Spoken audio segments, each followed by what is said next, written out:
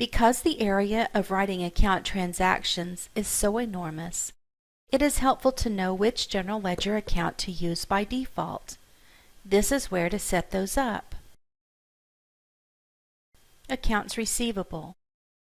Accounts receivable is where to store the value of money received from customers. For example, if your customer, we'll call him John, buys products from you for $100, you would send an invoice to John for $100 because he owes you $100. You would put the $100 here on accounts receivable. Hopefully, at some point, John pays you, and when he does, you put the $100 in the default cash account.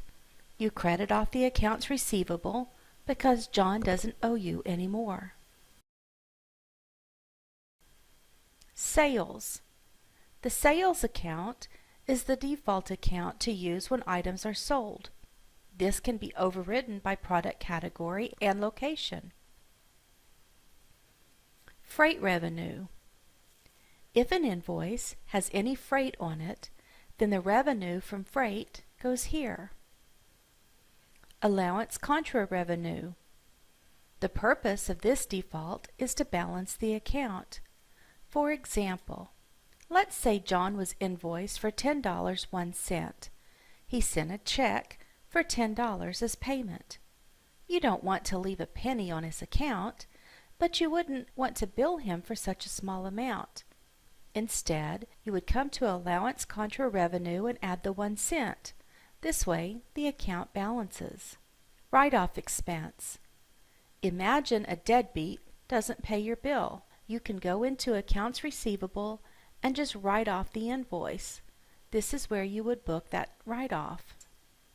Miscellaneous revenue. An invoice can also have miscellaneous charges on it. This is the default account for miscellaneous. Discount contra revenue. Discounts might be given on orders, on an invoice. When booking those discounts, they go to the default sales discount account. Finance charge. The accounts receivable has the ability to charge finance charges as well. This is the default revenue account for finance charges. The Accounts Payable tab. Accounts Payable Liability. You get an invoice from a vendor for $100. You book that $100 in the system. You need to credit that $100 into the Accounts Payable Liability account. Cash. Typically, the default cash account for accounts payable and accounts receivable are the same, but they don't have to be. At some point in time, you're going to pay your invoices. When you do, that money will come from the default cash account. Discount contra expenses. If a discount on a voucher is taken, it is recorded here. Tax expense. This is the default account for tax and if an invoice has tax on it. Freight expense. This is the default account for tax if an invoice to your company has freight on it. The Inventory tab. Inventory asset is the main inventory account. Let's look at a scenario. If John receives $100 in widgets and he books that into his inventory, where does that $100 go? It goes to the default inventory account. This one specifically is overridden by the material cost type location matrix. In order to find that, go to System Management, Inventory, Material Cost Types. The product category location matrix is what manages the sales and cost of goods sold account. The material cost type location matrix is what manages the inventory account. If he only has one and he doesn't mess with any of these, he lets the default apply. Suppose John wants to track the raw materials for his finished goods. He could create two material cost types, one for raw materials and one for finished goods. Then he creates two general ledger account numbers for them and ties them together here. The system just knows to book it there. John doesn't have to think about it. The system will put it in the right spot. Inventory receipt expense. This is the default for receipt transaction, inventory issue expense, and quantity adjustment expense. All are for when a transaction is done. The receipts, issue, quantity adjustment are all for warehouse management, inventory transactions, intertransactions. If an issue is done, use quantity adjustment expense account by default. If a receipt is done, use inventory receipt expense account by default. The important thing to remember here is, do you want to track the detail for those kinds of transactions? Work in process variance expense. When I'm using the work order system from manufacturing, work orders, to issue a work order, in order to understand this, here is the scenario. John makes widgets. He's going to start working on building 10 widgets, and he has to buy materials to make those widgets. When he issues that work order to build the 10 widgets, he needs to take all of its components out of inventory. We are going to build these 10 widgets, but the widgets aren't done. I can't take the components out and stick them into inventory as widgets because the widgets aren't done. I have to take them out of inventory because the components are not in inventory anymore. Where do the components go in the meantime? We call that work in process variance expense. Work in process is the muddy part in the middle. So basically, what happens is you will typically have a debit and a credit. You would credit that inventory out of components and debit it back in as a widget. The problem is a timing problem because the components come out today. The widgets won't go in for 3 or 4 days. In order to keep the account in balance, you show the inventory as in process.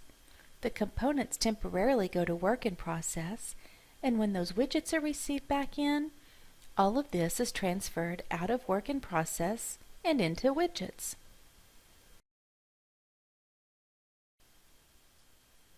Purchase price variance cost expense.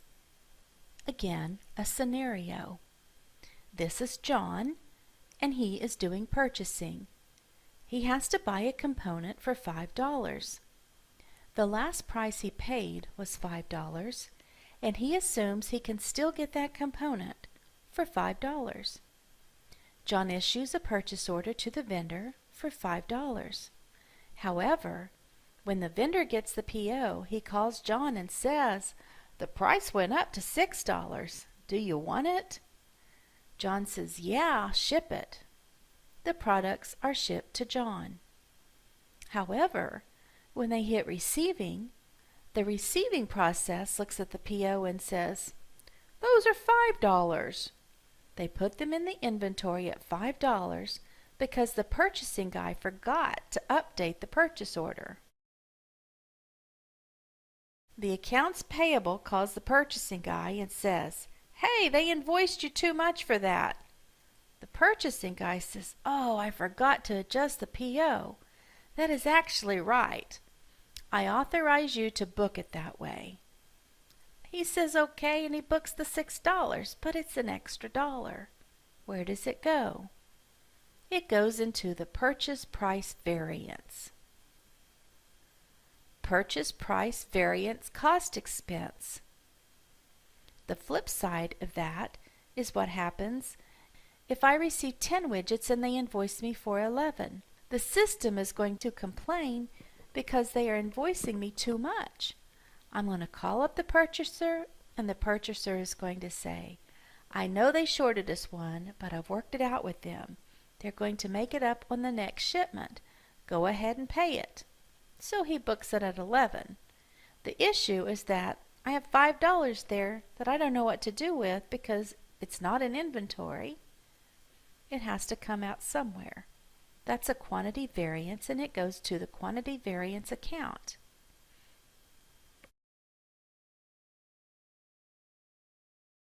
Cycle physical count expense. Good inventory control is that we count our items on a fairly regular basis and make sure the accounts are right. Sometimes they are not. I show that I have 5 widgets and I just counted them and it shows that I only have 4. I've got to write off 1. That's the account it's going to go to. When I'm transferring items between locations, especially if I'm using standard cost, the standard cost between the 2 locations could be different. If I'm using average cost, and one location a widget costs $10, and another location a widget costs $5, when I transfer that $10 widget into that $5 location, it's just going to adjust up the average cost. If I'm at standard cost is frozen. The system cannot automatically change it. So I have $5 and it has to go somewhere. That $5 would be placed into the transfer cost variance expense account. Order entry. The only one here is the cost of goods sold account. This one is similar to the sales account. That is, imagine that I'm selling. So system management, product category location. Every time I sell an item from a location, I'm going to go here to find out what sales and cost of goods sold account I use. And so imagine I don't find a record. In that case, I'm going back to the default general ledger accounts.